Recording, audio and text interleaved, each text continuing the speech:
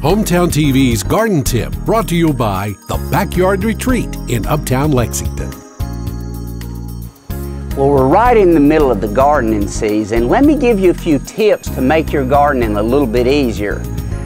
First thing off is I like to get my garden tools and keep them with me when I'm doing my garden walk. Get you a good bucket or tool bag, whatever it takes to carry all of the tools that you need. Put in there things like gloves, pruners, get your spades, spray for the bugs, and I always like to keep string to tie those plants that are falling down up as well. Just keep everything with you that you'll need to do your rounds around your garden.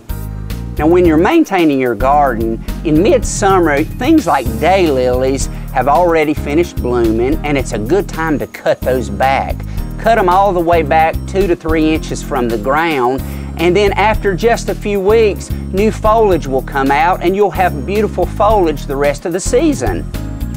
Now remember, in the middle of the summer, many of your spring blooming plants have died back to the ground. They may have left empty spaces in your landscape.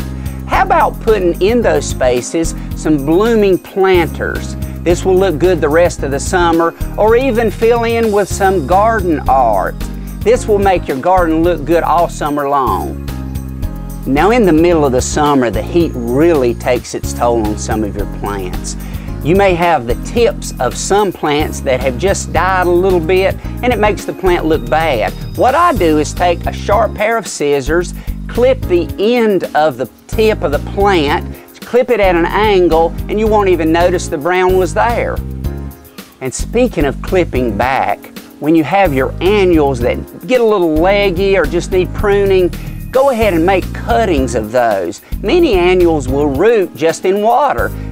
Get a nice bud vase, put the clipping in the water, put it on a table, and within a few days you'll have roots on that plant and more plant for later on in the season. And those blooming annuals require a lot of fertilizer. I like to fertilize mine at least once a week with liquid fertilizer. I fertilize at half strength with a high phosphorus fertilizer. And in your garden, remember the birds. When it's hot and there's no rain, the birds get thirsty just like you do. So be sure and keep your bird bath with fresh water. And when you're thinking about bird baths, you may think about mosquitoes. I like to use mosquito dunks in my bird bath. It doesn't take but just a small piece. This will keep the mosquito population down, and it won't hurt the birds at all. Now in our area, we know it gets hot around here.